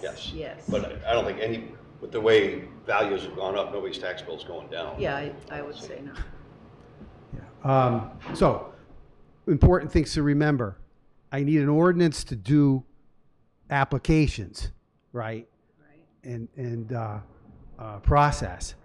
The number you pick for an assessment exemption, that comes later. Right. So, Randy and I will work so that we can set up a local ordinance so that I can send out applications for a homestead. We won't know what the percentage is going to be, but we need to start the process because it's going to take, months for between sending them out and getting them back. So that's what I envision. Are there third-party entities in the country that do this type of thing for a municipality, handle it? Not you're that I'm, aware of? not I mean, it that- just seems like there's somebody to do something all the time, but, Yeah. you know. we might be Because able- they are, I'm- it's a very popular thing in other parts of the Yeah. US. I'm not aware of that. I can check. Well, Brian? as soon as you Yeah. start. You haven't, so it's interesting what you said, so we talked about mid-January to have it all set up, but when do you need the ordinance approved so you can start sending out applications? What's that timeline? So my there's pressure points in my office when we have certain workload that is difficult. So yeah, I definitely would want to have these out by the end of September. Gotcha. Yeah. No early, like October 1st. That's quick. Yes. Yeah. You and Randy are gonna be seeing a lot of each other. Yeah. No kidding.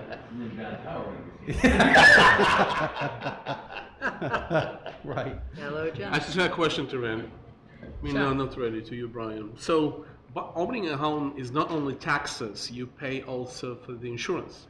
So the more your house is worth, the more insurance goes out for the house, right? For the rebuilding the house. Will that have an impact on that insurance, home insurance, or not really? I don't believe it will. I hope it's gonna go lower, that's why I asked the question. Yeah, so this is really just adjusting the assessment for tax purposes. I don't think it's insurance companies, they don't really look, they look at the data I have. Right. Age, size of the house, that sort of thing. They don't really look at tax burden when they're trying to figure out. Not the burden, they shouldn't look at that stuff because it's not their business. But let's say it's my house, I don't know, it's supposed to be 400,000 with this whole magic, I have it 350. So the insurance goes and looks at 350, is like, okay, to rebuild your house is, I don't know, 300.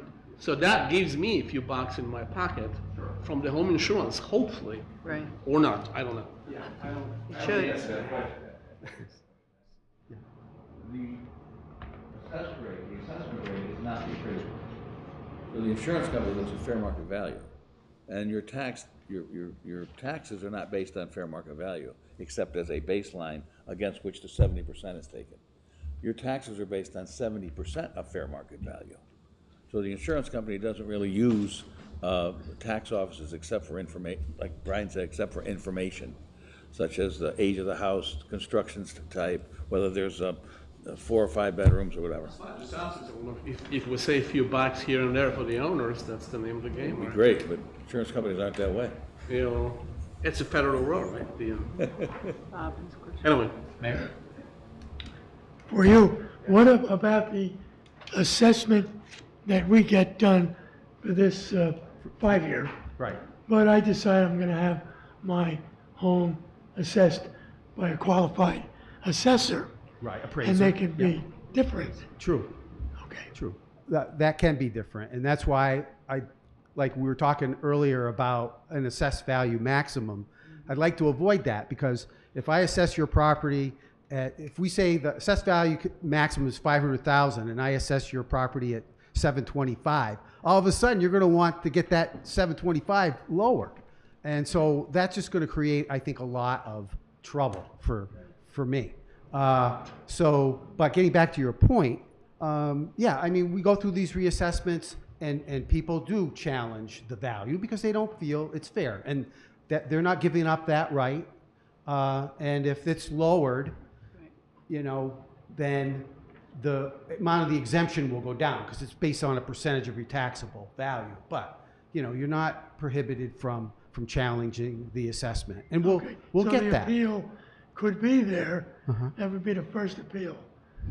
You give me my reval Right. amount. I go out, I pay $500.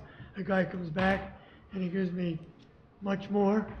Yeah. And then I can appeal that. So yeah, we do get appeals where people submit appraisals, right? Even in the formal appeal process. You know, Randy was talking about how appraisers need to be involved in court, in litigation when assessment's litigated. But you know, we do occasionally get people that appeal their assessment and they bring in an appraisal that they've had done on the property as of October 1st. Yeah. So. One last question, Uh-huh. Ryan. So after all this discussion, what would you say is the benefit to a resident and the benefit to the town itself as far as our tax base? Yeah, so the benefit obviously is you're shielding the homeowners from an increase in the tax burden, interclass tax shift, you know, where the taxes from commercial industrial properties being essentially pushed onto the homeowner. So that's really what the intent of this law is to shield homeowners from a significant increase in taxes. And as we saw in 2000, 2001, it happened. And it could happen again. Again, we need to look at all the numbers once we're done, but all indications are it's going to happen again. And how does the town make out? He's kind of showing us here Yeah, where exactly. the average homeowner is going to get a 55% tax increase. 55% assessment increase, but what does that translate into taxes, right? So Yeah. we as residents, we're gonna say, gee, this sounds really good. Is it good overall for our town? Because we live here and we don't wanna find out, you know, 7 years from now that this shouldn't have happened. Is there a benefit to the town other than having happy residents? That's the main thing, right? You're stabilizing your grand list. There you So go. your grand list Thank you. going, as you saw in 2000, homeowners going to 81%? Is that what it was? you Right. had Yes, on here? yeah. You don't, that makes you really, the town really having to rely on one section of its economy for taxes, where we're trying to shift it so there's more of an even balance. Stability, right? Right, within your commercial and your residential taxation. So Yeah. you're really stabilizing it and just making the economy stronger and protecting your already stressed out homeowner through inflation. You had some people that came up to the town council today, started talking about all the inflationary numbers. And I might add that inflation really ramped up 2020, 2021, 2022, and then began to level off. But those numbers are still affecting people, so if there's a way we can tampen that down, and by tamping that down, one of the things we did see during the 2007, where you had really a bad economy, came into a severe recession, was that you started seeing housing values drop. And when housing values dropped, it became a vicious cycle. When those dropped, people didn't want to pay their mortgage anymore because they're like, the value of my home isn't worth me paying my mortgage. Became almost a death spiral, and you saw the issues that happened. And we want to strengthen the neighborhoods. We want to make sure the neighborhoods are strong, vital, which is what you guys helped us with the chip loans that we did with the ARPA money. So this is just one way to help offset those rises to residential, primary resident homeowners. Well, at the last meeting, I said, who's gonna be the sucker picking up, you know, I get more money. Somebody's gotta put that money because of the thing we call the mill rate. So that magic thing the Board of Finance does somehow makes everything work. But who really is gonna end up having to pay more than they have to? It's not only that, you have to control the spending, right? It's not just money, money, money. It's where's the money going instead of just looking at, okay, I gotta say, it's like, I'll give you an example. Board of Education comes next year and they're saying, Okay, now we want to have, I don't know, $85 million, then what? That's where the problem comes, the unexpected. The budget, you get a budget that we pass, and we end up getting a mill rate that we've got, it's gonna make our taxes. I keep saying, who is gonna pick up It's this? this pie, right? And- So you're just, you're looking, commercial, residential, big, But you keep telling me that these aren't going up. So our tax goes up, the residential. But some of the others isn't. So. No, everybody's going up. It's just a question of how much. No, but the business part, we know in this community, when I was mayor, that was the industrial and business, that really carried it. I always said, if you didn't have those 3 big boys or 4 big boys in New Milford, you wouldn't be having such a nice tax. We don't have that. So it's gonna rest on somebody, Or the spending. some appraisal, My some turn. mill rate. Or the spending. My turn. We're also trying to deal with economic development. I'm a little concerned that if we are going to have our businesses paying a bigger chunk of that pie, then that may hurt us. But is there a rush to do this for the upcoming, or can this be a year-long project? Well, the biggest problem we have is throughput of applications. So, and that's why in talking to Randy, we really need to get an ordinance that allows me to take applications. But going back to your question, it's, trying to decide what that percentage exemption would be or whether you even want to do it. Yeah, that can, I guess, come later, right? But let me put it this way. You wouldn't be able to tell me in January, oh, we really want to go through with this now. No, understood. And I won't be able to. That's not what I'm saying. Yeah, okay. I'm saying there's a lot to absorb here, there's a lot to learn. I'm not really eager on having New Milford be the guinea pig for the state. I'm not. And I think that there's a lot more information that we need. And the conversation about spending is a whole different conversation because that's budget. So I think that, It's about the same thing. there's It's a money. lot more that needs to be addressed with this. And what's your hope tonight, Mr. Mayor? My hope tonight is, as we continue the process, setting a public hearing would be my intent, to hear from the public at our next town council meeting, so that they can ask questions, because some are asking some of us now. We can opine, let people know. My thought is that we want to do whatever we can to brunt a revow to the property owner, who we know right now is already stressed out. We can already see that with assistance, as you've heard Ivana come in and talk about food bank assistance, talk about people being able to purchase fuel oil coming in the wintertime. And this doesn't take effect until next year.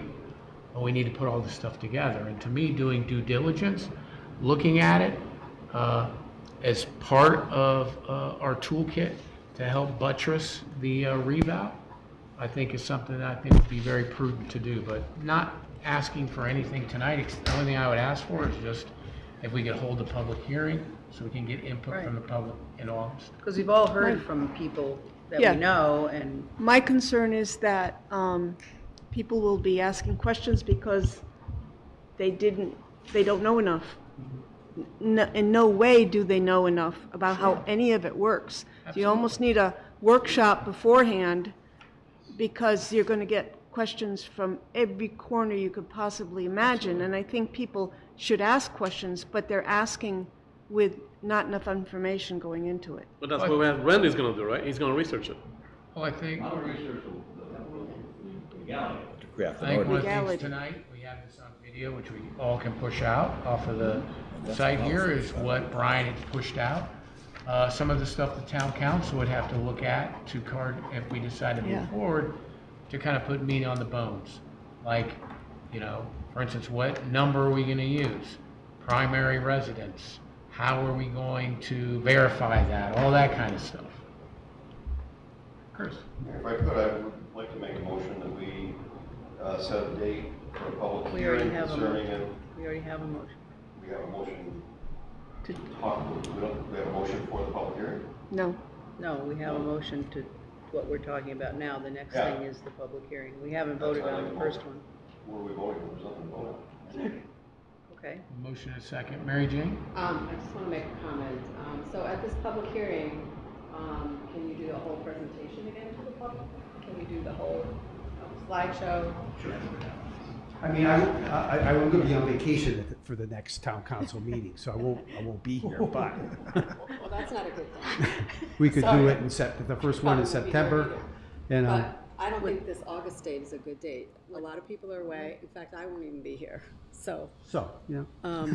Brian, So so if it makes you two of us. went into September, as he just said he'd be away, so the first meeting of September, First which, one, we could do a whatever. presentation again, yeah. Whatever date that is, what does In the that do meantime, to I can your? be working with, Right, I understand that gives you time, but what does that do? You were talking about needing time to get things together. Would that, a couple of weeks?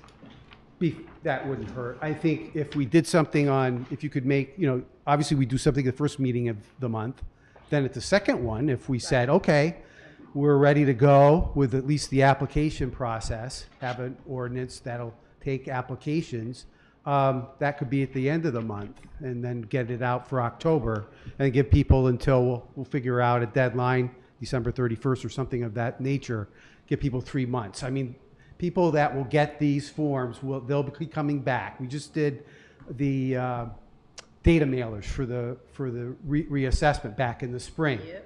And I'd say most of them came back within 5 weeks that were coming back. So people will jump on it. So there is also the opportunity, if there's a little bit more time, to perhaps Attorney Tower To could do look more. into what has happened in some of these other states, because I've done some reading, and they seem to have differences. What I read happens in Maryland, and then I read what happens in Ohio. For September 8th. A little different. Right. So, but it might, we don't know, and you ask your fellow assessors, has some town tried this or thought about it and then abandoned it? We don't know, or maybe New York or whoever. Yeah. Most of the calls I get, because I teach the reassessment course for the assessors, is on the phase-in. I got a lot of that this year. So again, it's the big increase in tax burden on residential property. So what you do with a phase-in is over 5 years. Right. You take whatever you were at before the reval and phase it in over a 5-year period. So I've been getting all sorts of questions in a lot of different towns looking at that, but nothing like this. Well, as the mayor said, we do want to try to stave off what might be definitely what might be coming down the Sure, pipe I mean, for yeah. increase. Right. If there's a way to do it, although this is new, we should all probably look into it. I learned a lot just by looking it up. So September 8th, we want to do a public hearing. Well, Changing your motion. yeah, I'd have to Yeah. change it. So I could rescind, let me withdraw my motion on possible action. The first one. No, we had the discussion, so now we're on, we would be on to D, right? So setting a date for a public hearing. Discussion was done, but I did move. No, I guess I didn't on this one. We So just then had I move discussion. we have a I have a public hearing second, on that's September why I think I did, and it was you, so. Just withdraw it. Withdraw That's the what I first wrote. one, because look, you did it. Yeah, so I'm going to withdraw my motion to set a date for a public hearing concerning the homestead exemption ordinance. Would you withdraw your, No, we want to set a date. okay. Your motion But the was date is discussion on August 11th. D. The date is August 11th. Right, yeah. And we're going to September change that, right? That was never moved. Okay. Your motion was C. Discussion right. possible action Right. on D. Okay, so So I'm, now we're on to D. all right, Which would be a new motion. Yeah, for Which- September 8th. right. Okay. So we're, Second it, Mayor? September 8th 6:30. at 6:30. Do we think that's a Maybe 6 sufficient time? o'clock, so we have more think time. that's enough time. No, Six. I think we Let's should do say. 6 o'clock. It's gonna be Mayor? more people hopefully coming. I think. That'd be great. Right. We've spent a lot of time talking about it, imagine, multiply that times 4. Yeah. So I guess I would like to say that everybody watching this and everybody who has a thought about it, really, you better come and listen in. Right, give some input, right. Yeah. Yep. Absolutely, that's what we want. Yep. I'll second Chris's motion. The mayor did already. Okay, so we're gonna vote on it? All right, any other discussion? All those in favor? Aye. Opposed? Any abstentions? Thank you, everyone. I move to adjourn. Hold on. Wait, no, we have. Sorry, Mayor. Item number E, 11E, the mayor, update Thank you. economic development. Just real quick, state unemployment is at 3.4%. New Milford, our labor force is at 15,836. Employed is at 15,353. Our unemployment rate is 3.1%, which is below the state and is a little bit below towns of our comparable size. I want to thank Chase and Vladimir as they invited me to their ribbon cutting at Club 24, which is on Still River. That's where their facility is located. If you are in the business of looking for gyms, we've got some great gyms here. We have Club 24, you have Planet Fitness, you have the club, the Milford Aquatics that's there as well. Yep. You also have some of the smaller boutique gyms as well. So Yep. again, thank you to Club 24 for their investment in town. I know, Katie, you talked a little bit about the ice cream crawl. That's happening until August 29th. Want to welcome Cowboy Butter, which is the new barbecue restaurant that is at 59 Bank Street. They've done some soft openings, done a great job, some great food. They have another business that's in Waterbury. Also, a big thank you to everyone that came out to the Artisan Festival. Counts are around 4,500 people. Great. Came through That was for great. that one-day event. So it was great to see all the vendors. They had over 102 local artisans and craftspeople there. So great event. Connecticut Magazine had their best restaurants of 2025. And New Milford had quite a showing. Quick Best American Traditional Iron Rail was a finalist. Best Chinese Yoko Kitchen was a statewide winner. Best Greek was Greca, statewide winner. Best Indian was Tandoori Flame, statewide runner-up. Best Irish was the Abbey as a finalist. Best Mediterranean was Greca, statewide. Best All You Can Eat is the Royal Buffet, runner-up. That's a mayor's thing. Talk. Yeah, right. You have Best Beer Selection was the Iron Rail as a finalist. I'll take it. Best Brewery, Housatonic River Brewery, statewide. Yeah.